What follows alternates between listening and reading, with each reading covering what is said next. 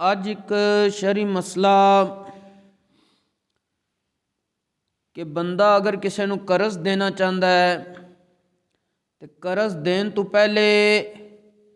ਆਪਣੇ ਘਰ ਵਾਲਿਆਂ ਦੇ ਇਖਰਾਜਾਤ ਦਾ ਲਿਹਾਜ਼ ਰੱਖ ਕੇ ਫਿਰ ਜੋ ਬਚੇ ਉਸ ਵਿੱਚੋਂ ਕਰਜ਼ ਅਦਾ ਕਰੇ, ਉਸ ਵਿੱਚੋਂ ਕਰਜ਼ ਦਵੇ ਲੋਕਾਂ ਨੂੰ। بلکہ علماء نے تو لکھا ہے کہ نفلی صدقہ اور خیرات اور مہمان نوازی اور بلائی دے جتنے بھی کام نے وہ بندہ کرے اس وقت جس وقت اپنے گھر والیاں دے بیوی بچیاں دے جو دے ذمے شرعی چیزاں لگیاں نے کہ انہاں نوں نان نفقہ کھان پین اور دیگر ضروریات دینیاں نے، وہ انہاں نوں دے کے اس تو بعد جو بچے وہ بندہ نفلی صدقہ دے سکتا ہے، وہی بندہ بقایا بلائی دے جڑے کام نے انہاں وچ حصہ لوے۔ شریعت دا یہ مزاج نہیں ہے کہ ایک بندہ نیکی دا کام نفلی تے کر رہا ہے لیکن وہ اتنا کر رہا ہے کہ وہ اپنے اہل و عیال بھکھے رہ گئے نے۔ اس چیز دی شریعت نے ممانعت کیتی ہے، سخت منع فرمایا ہے۔ اسے حوالے نال ایک صحیح حدیث پاک موجود ہے، حضرت امام بزار رحمۃ اللہ تعالی علیہ نے مسند بزار دے اندر حضرت عبد الرحمن بن عوف رضی اللہ تعالی عنہ انہاں کولوں روایت کیتا ہے، وہ پیارے آقا رسول اللہ صلی اللہ علیہ وآلہ وسلم دا فرمانے والی شان بیان فرماندے نے کہ پیارے آقا رسول اللہ صلی اللہ علیہ وآلہ وسلم نے ارشاد فرمایا، یا ابن عوف، اے عبد الرحمن بن عوف، جڑے راوی صحابی روایت کر رہے نے انہاں نوں ہی نبی کریم علیہ الصلوۃ والسلام نے فرمایا، اے ابن عوف یعنی اے عبد الرحمن بن عوف، انک من الاغنیاء، بے شک تو مالدار ہے، ولن تدخل الجنۃ الا زحفا، الا زحفا، تو جنت وچ داخل نہیں ہوئے گا مگر گھسٹ گھسٹ کے۔ لہذا کی کریا کر، فَأَقْرِضِ اللَّهَ، اللہ نو قرض دیتا کر۔ حضرت عبد الرحمن بن عوف رضی اللہ تعالیٰ عنہ نے جس وقت گل سنی تو نبی کریم علیہ الصلاۃ والسلام نے ارشاد فرمایا کہ تو اللہ نو قرض دیتا کر، یطلع کو قدمی کا، تے تیرے قدماں نو پھر اس وقت یہ طاقت دیتی جائے گی کہ تو چل کے جنت ہی داخل ہوئیں گا، گھسٹ گھسٹ کے نہیں۔ انہوں نے عرض کی تھی، فما اقرض اللہ، یا رسول اللہ صلی اللہ علیہ وسلم میں اللہ نو کی قرض دواں؟ نبی کریم صلی اللہ علیہ وآلہ وسلم نے ارشاد فرمایا، جو کچھ تیرے کو لے آوے سارا اودی راہ وچ خیرات کر دے۔ حضرت عبد الرحمن بن عوف نے عرض کی تھی، یا رسول اللہ صلی اللہ علیہ وسلم میں اپنا تمام مال اللہ دی راہ وچ خرچ کر دواں؟ نبی کریم علیہ الصلوۃ والسلام نے فرمایا ہاں۔ پھر کی ہویا، فخرج ابن عوف وہو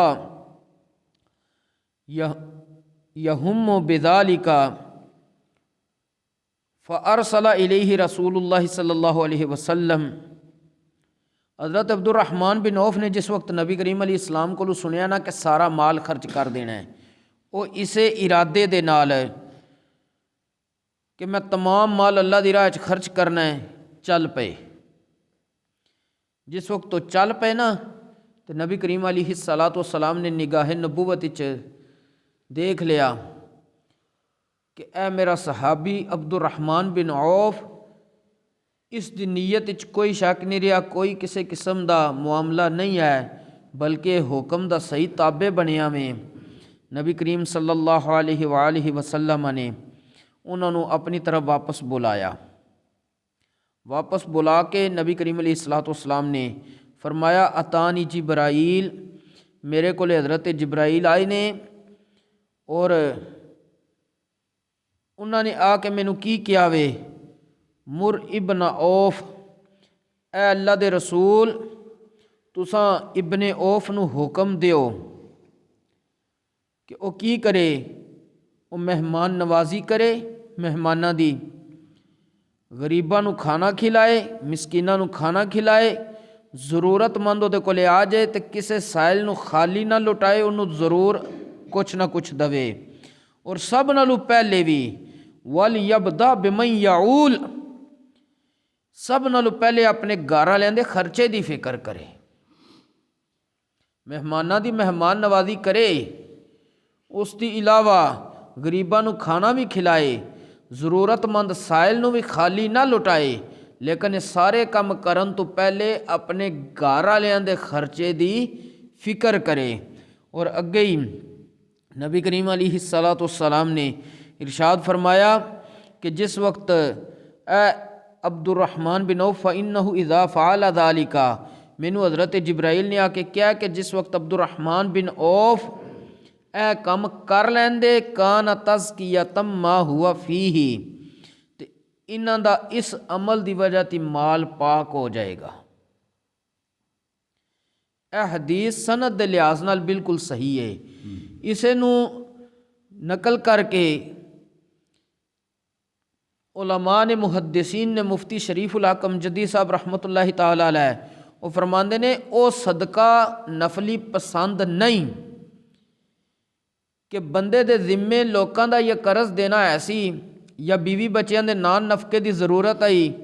تے اے صدقے کر کے تے مزید مقروض ہو جائے، یعنی پہلے اپنے بیوی بچیاں دے نان نفقے دا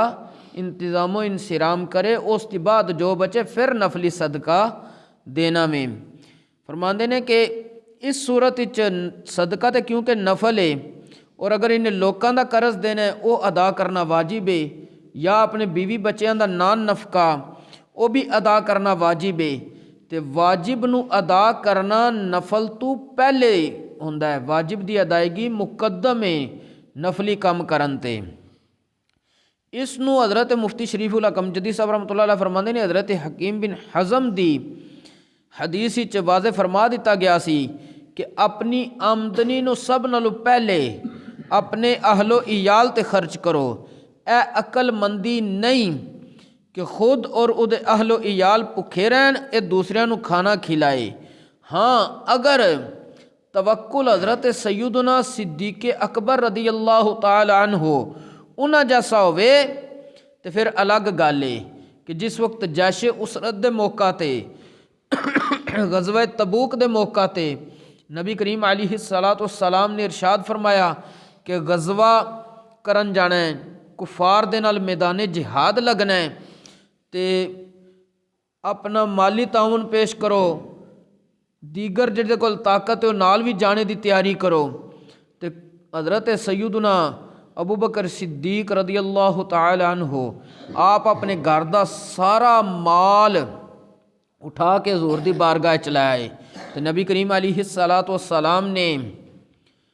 پوچھا اے ابو بکر گھر والے واسطے کی چھوڑ کے آئے ہو؟ تو انہوں نے کمال دا جواب عرض کیتا یا رسول اللہ گھر والے واسطے اللہ اور اس دا رسول چھوڑ کے آیا، لیکن وہ توکل بھی تے نصیب ہوئے تے کم تاں بندا ہے نا کہ حضرت سیدنا ابو بکر صدیق رضی اللہ تعالی عنہ تے اتھوں تک علماء نے لکھیا کہ سوئی تک نہیں گھر وچ چھڈی سی، ہر چیز لیا کے پیش کر دیتی سی۔ بہرحال کہ بعض لوکاں نوں اساں ویکھیا وے کہ گھر دے اندر بیوی بچیاں نوں ضروری کھانا اور ضروری کپڑا مہیا نہیں کردے، لیکن باہر انہاں دا کام کی ہے وہ حاتم تائی بنن دی کوشش کردے نے کہ اسی بڑے سخی ہاں، گھر والے بھوک نال مردے نے پے تے باہر سخاوت ہو رہی ہے، اے اسلام دا مزاج نہیں۔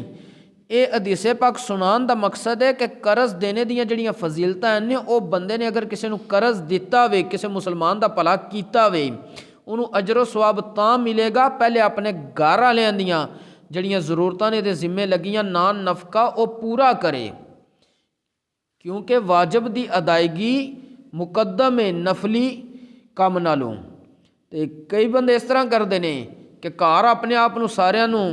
بھکھیاں رکھ لیندے نے تے باہر معاملات سارے انجام دیندے نے تاکہ لوکاں وچ ہوے جی بندہ بہت اچھا وے، تو یہ اسلام دے مزاج دے خلاف انہیں کام کیتا ہے۔ اگر بیوی بچیاں انہیں بھکھا رکھیا ہے یا انہیں اتنا دے دیتا وے لوکاں نو قرض یا ویسے صدقہ خیرات کر دیتا ہے یا مہمانہ دی مہمان نوازی اتنی کر دیتی ہے کہ خود پھر انہوں نے جا کے ہاتھ پھیلا کے اپنے کھان پین واسطے منگیا ہے، تو یہ اسلام نے منع کیتا وے۔ ضروری یا اسلام گداگری تو بغیر ضرورت تو منگن تو منع کردا وے۔ اسے واسطے علماء نے فرمایا کہ اے انسان پہلے ضروری چیزاں نو پورا کر، پھر نفلی چیزاں دی طرف آ۔ اللہ تبارک و تعالی سانو دین اسلام دا مزاج اور احکام سمجھن دی توفیق نصیب فرمائے اور اس دے مطابق عمل دی بھی توفیق نصیب فرمائے۔ وما توفیقی الا باللہ۔